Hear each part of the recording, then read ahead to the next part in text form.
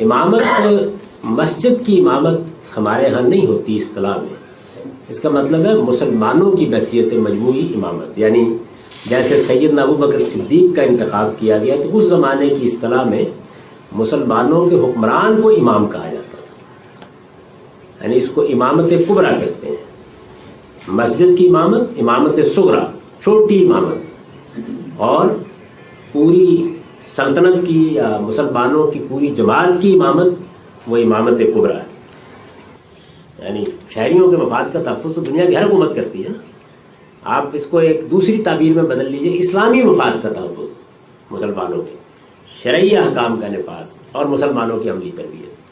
ہم ریاست کا تصور رکھتے ہیں، مقرر نہیں کیا جاتا بلکہ اس سے زائد ان چیزوں کے لیے مقرر کیا جاتا ہے. تو جب وہ ان چیزوں کے لیے مقرر کیا جاتا ہے تو پھر کیا اس کا تقرر لوگ کر سکتے ہیں؟ فیصلہ کرنے کا طریقہ بھی کوئی نہیں ہوگا ان کے پاس، اور اگر انہوں نے فیصلہ کر لیا اور اس کے ہاں کوئی خرابی پیدا ہوئی تو پھر معزولی کا مسئلہ پیدا ہوگا، اور معزولی کا مسئلہ اس سے پہلے مسلمانوں کی جان لے چکا ہے اور بے شمار خرابیاں اور بڑے فتنے اس سے پیدا ہو چکے ہیں. تو انہوں نے کہا کہ یہ بات ہی غلط ہے کہ لوگوں کو اپنے حکمران کا تقرر کرنا ہے.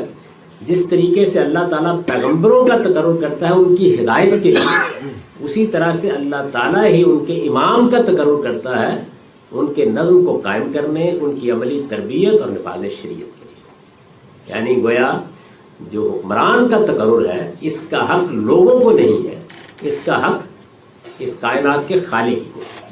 جس طرح وہ انبیاء کا تقرر کرتا رہا ہے، ہم سے تو نہیں پوچھتا یا ہم پیغمبروں کا انتخاب نہیں کرتے، اسی طریقے سے وہ امام کا بھی تقرر کرتا ہے. امام کا تقرر کیسے کرتا ہے؟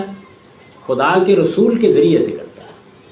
یعنی وہ اپنے رسول سے یہ کہتا ہے یا اپنے نبی سے یہ کہتا ہے کہ فلاں شخص کو امام مقرر کر دیا جائے.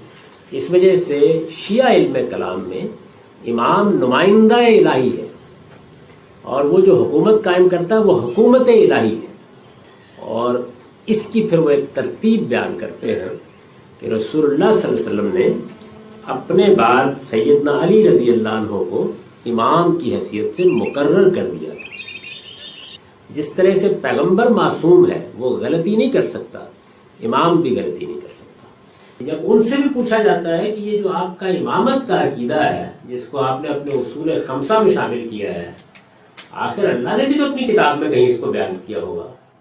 اس کا کوئی جواب نہیں ہوتا، اس کا کوئی جواب نہیں ہوتا، اس کا کوئی جواب نہیں ہوتا. یہ چیزیں ہم نے کیسے مانی؟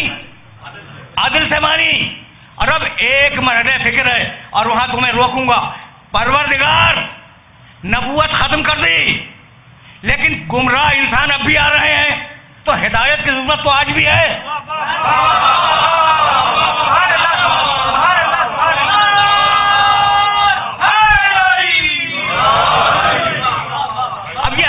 اب یہ عجیب کمال ہے کہ نبوت ختم کر دی اور قیامت کو روکے رکھا، آنے نہیں دیا. یعنی بھائی توجہ رکھنا، نبوت اور قیامت کے درمیان کوئی چیز ہے جو نبوت کو قیامت سے ملائے گی، اور اس کا نام ہے امامت. اسی لیے کہا کہ ہم نبی کے ساتھ قیامت میں نہیں بلائیں گے. یوم ندعو کل اناس بامامہم، اماموں کے ساتھ بلائے جاؤ گے. قیامت کے دن ہر انسان اماموں کے ساتھ بلایا جائے گا، خلیفہ کے ساتھ نہیں بلایا جائے گا.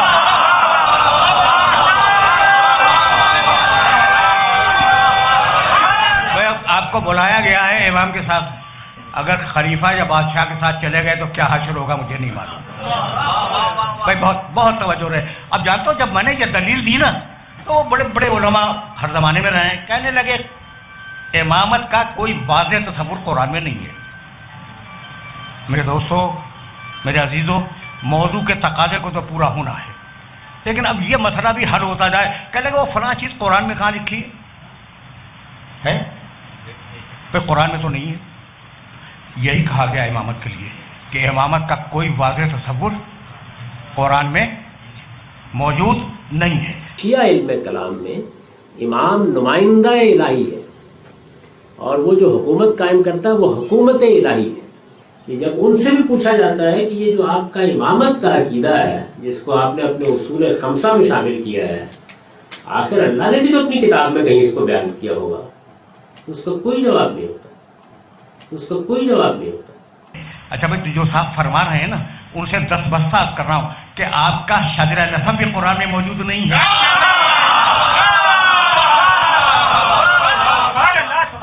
अब आज जो उलमा फरमा रहे हैं ना, वो बयान कर रहा हूँ, बट ठीक है, कुछ इमामों का तज़किरा है कि मूसा अपने ज़माने के इमाम थे और ईसा अपने ज़माने के इमाम थे, वो इमामत तो गुजर गई, और पैगम्बर अकरम आखिरी इमाम थे और अब इमामत नहीं है। ये है और दावा है कारियान कुरान का और हाफिज़ान कुरान का कि इमामत का कोई वाज़ेह तसव्वुर कुरान में नहीं है। तो मेरे अजीज़ों, मेरे दोस्तों, मेरे इन अल्फाज को अपने जहन में महफूज रख लेना कि हर चीज़, अव्वल बात तो ये है कि हर चीज़ कुरान नहीं है। हम कुरान के साथ सुन्नत को साथ रखते हैं, इसलिए रखते हैं कि कुरान मतन है, सुन्नत उसकी शरह है। लेकिन अब अगर मैं सुन्नत से पेश करना शुरू करूँ ना, तो कहेंगे कि भाई भाग गए कुरान से। तो आज ये देखें कि इमामत का कोई तसव्वुर कुरान में है या नहीं, वाज़ेह। चले पिछले दिनों में इमाम गुजरे हैं, बनी इसराइल के अंबिया सारे के सारे इमाम थे। आज इमामत का कोई वाज़ेह तसव्वुर कुरान में नहीं है। अच्छा भाई, तो अब तुमसे पूछता हूँ कि कुरान की तारीख में पहला इमाम कौन है? देखो ना, पढ़ा लिखा मजमा हो तो पढ़ने का लुत्फ़ बढ़ जाता है। मैंने पूछा कि पहला इमाम तारीख़ कुरान में कौन है? कई आवाज़ें बुलंद हुई कि हज़रत इब्राहीम अलैहिस्सलाम। तो कुछ याद है तुम्हें? कुछ याद है? इज़ तला इब्राहीम रब्बहु बिकलिमातिन। तो अब मैं अगर तुम्हें रोक लूँ तो कोई हर्ज नहीं है, थोड़ा सा कुरानी सुनते जाओ। इज़ तला, ये इज़ कमांड जानते हो क्या? उस वक्त को याद करो, उस वक्त को याद करो जब अल्लाह ने इब्राहिम का इम्तिहान लिया। एक आयत, व इज़ यरफ़अ इब्राहीमुल क़वाइद मिनल बैत, हबीब उस वक्त को याद करो जब इब्राहिम और इस्माइल खाने काबा की दीवारों को बुलंद कर रहे थे। वइज़, बहुत आयतें हैं। तो वइज़ के मानी क्या है? उस वक्त को। ये जुमला आप अपनी ज़बान में किस मौके में बोलते हैं? हम थे दोनों साथ हज पर, मसलन अब हम वापस आ गए, हमने कहा भाई उस वक्त को याद करो।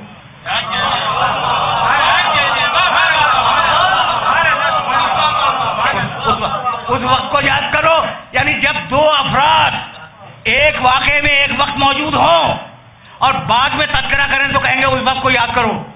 परवरदिगार कह रहा है हबीब उस वक्त को याद करो जब हमने इब्राहिम का इम्तिहान लिया। अल्लाह इम्तिहान ले रहा था, इब्राहिम इम्तिहान देख रहे थे, दे रहे थे मेरे मोहम्मद की निगाह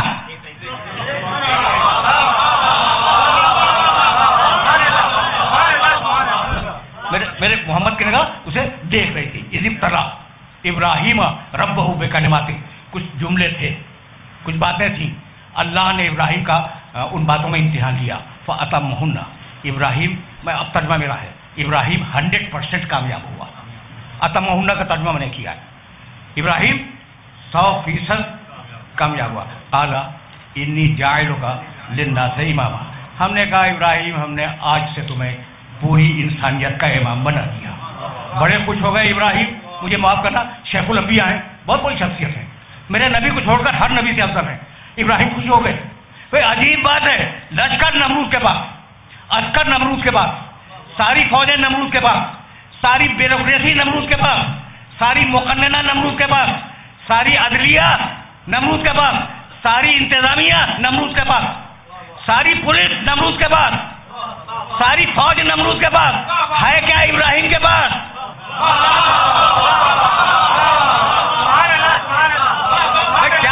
क्या है इब्राहिम के पास? कुछ भी तो नहीं, फिर भी खुश हो रहे। तो इब्राहिम ने खुश होकर बता दिया कि हुकूमत और है, इमामत और है।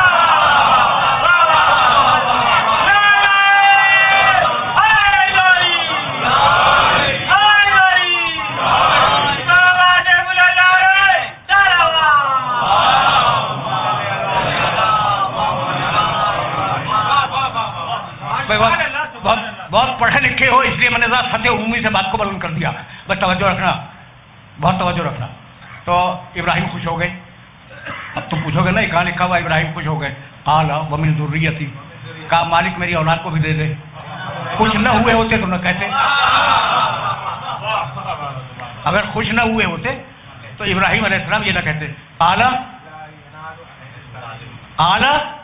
ومن ذریتی، پروردگار میری ذریت کو بھی دے گا، کہاں دوں گا، لیکن جو گناہ کرنے والے انہیں نہیں ملے گا. ٹھیک ہے نا؟ من ذریتی ذہن میں رکھنا. اگر تم نے من ذریتی ذہن میں رکھ لیا تو میری مشکل آسان ہو گئی. ومن ذریتی، مالک میری اولاد کو بھی دے دے. اچھا بھائی ابراہیم کہہ رہے ہو کہ تمہیں جب اللہ نے امام بنا دیا تو کہہ رہے ہو کہ میری اولاد کو بھی دے دے. بھائی تم کو مل گئی اب تم خود دے دو اولاد کو. کہا بھائی میں دے نہیں سکتا، سفارش کر سکتا ہوں. تو جو کام ابراہیم جیسا نبی نہ کر سکے، یہ امتیوں کو کب سے حق مل گیا؟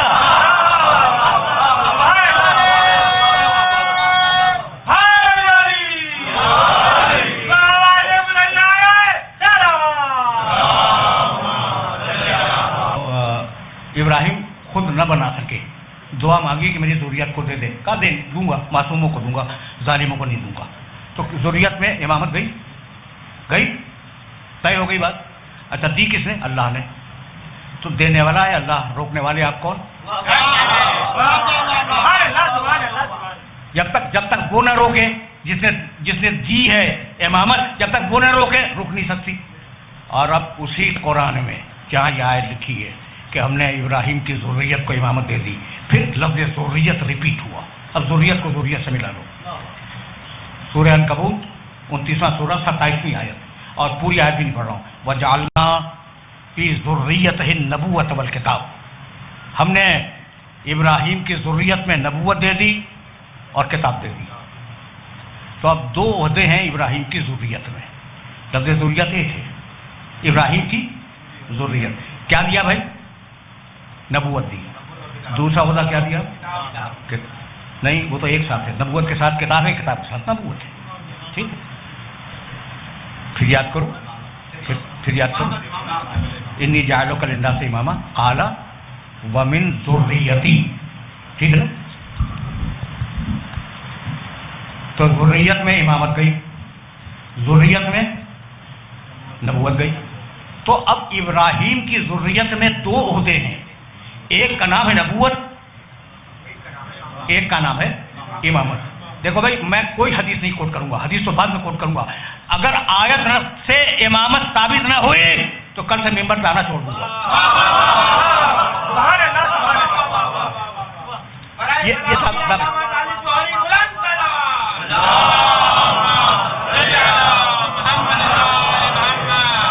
یعنی اعتراض کرنے والے کا اعتراض سمجھ میں آیا. اب آپ پچھلی قوموں میں امام گزر گئے، اب امامت کا کوئی واضح تصور رسول کے بعد نہیں ہے. یہ دعویٰ دیں نا. اور اب میں نے منحصر کر لیا ہے کہ دیکھیں گے قرآن میں ہے یا نہیں ہے. تو ابراہیم کی اولاد میں دو عہدے ملے، ایک نبوت، دوسرا عہدہ امامت. اور دونوں میں فرق یہ ہے کہ اللہ نے نبوت دی بغیر مانگے ہوئے، امامت دی ابراہیم کے مانگنے پر. ایک بے مانگا عہدہ خود سے دے دیا، اور ایک مانگنے کے بعد دیا. بھائی توجہ رہے. تو اب نسل ابراہیم میں اللہ نے دو عہدے دیے، ایک نبوت، ایک امامت. کس نے دیے؟ اللہ نے. عہدہ دینے والا اللہ ہے. تو اب عہدہ واپس لے گا اللہ ہی لے گا، امت نہیں لے سکتی. جب تک اللہ نبوت کو چاہے رکھے، جب تک اللہ چاہے امامت کو رکھے. تو اب ایک دن قرآن نے آواز دی ما کان محمد ابا احد من رجالکم ولکن رسول اللہ و خاتم النبی. یہ آخری نبی آ گیا. تو ختم نبوت کی آیت تو آ گئی، امامت اگر ختم ہوئی تو آیت تم دکھلا دو.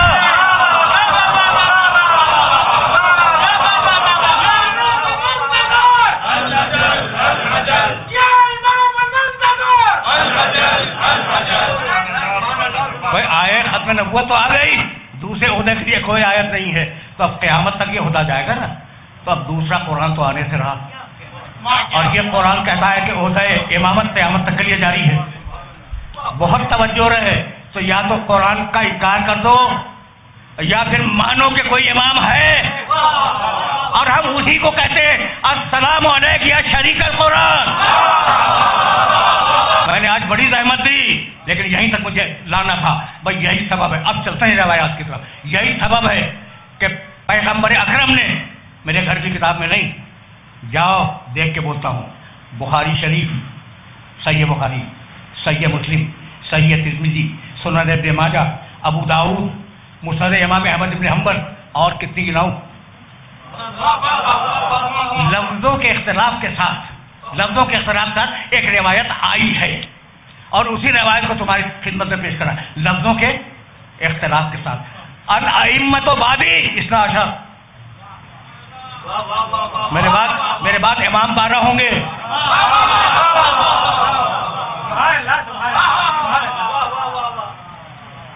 میرے بعد کس کے امام؟ رسول اللہ.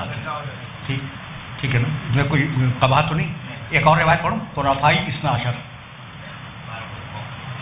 میرے 12 اثنا عشر کے معنی 12.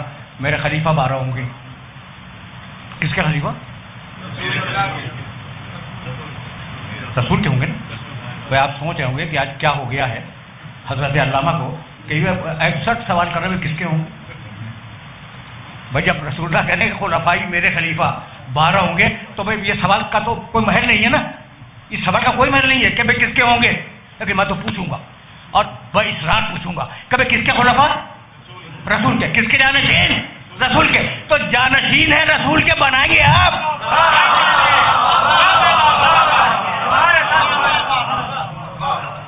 بھائی جب جانشین رسول کے ہیں تو رسول ہی بنائے گا نا. اچھا آپ کتنے بنائے گا؟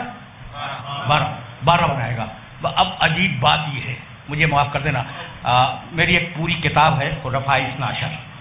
اثنا عشر کے معنی 12 خلفاء. اور میں نے کتابیں خود دیکھتا ہوں، ان سے جمع کی ہیں کتابوں سے روایات، اور اردو میں وہ کتابیں نے لکھی بہت برسوں پہلے. اچھا بھائی، تو امام خلفاء 12 ہوں گے. ٹھیک، چلو بھائی امام کو چھوڑو، خلفاء 12 ہوں گے. خلفاء اثنا عشر. اثنا عشر کے معنی 12. میرے خلفاء 12 ہوں گے. طے ہو گئی بات، 12 ہوں گے. اچھا اب میں گنتا چلا تو خلفاء راشدین ان کی تعداد 4.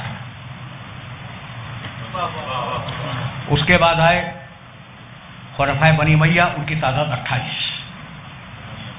اس کے بعد آئے بنی عباس، ان کی تعداد 37. پھر دائیں بائیں کچھ حاضر امام پیدا ہوئے، وہ 49.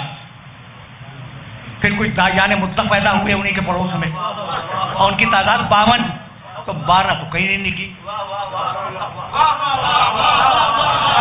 اب یہ اثنا عشر کہاں ڈھونڈے؟ بھائی وہی ملے گے جہاں اثنا عشر ہی بیٹھے ہوئے ہوں گے. پوچھتے ہیں کہ بھائی تم نے کیسے پہچانا اثنا عشر کو؟ حق ہے، جب ہمارا دعویٰ ہے کہ ہم اثنا عشری ہیں تو حق ہے کہ کوئی پوچھے ہم سے پوچھے بھائی تم نے کیسے پہچان لیا؟ لیکن اس لسٹ کو کسی نے نہیں پہچانا، سب اپنی اپنی آلاپ پہ رہے. تو تم نے کیسے پہچانا؟ ہم نے کہا کچھ نہیں کیا، ہم نے تو سلونی سے پہچانا ہے.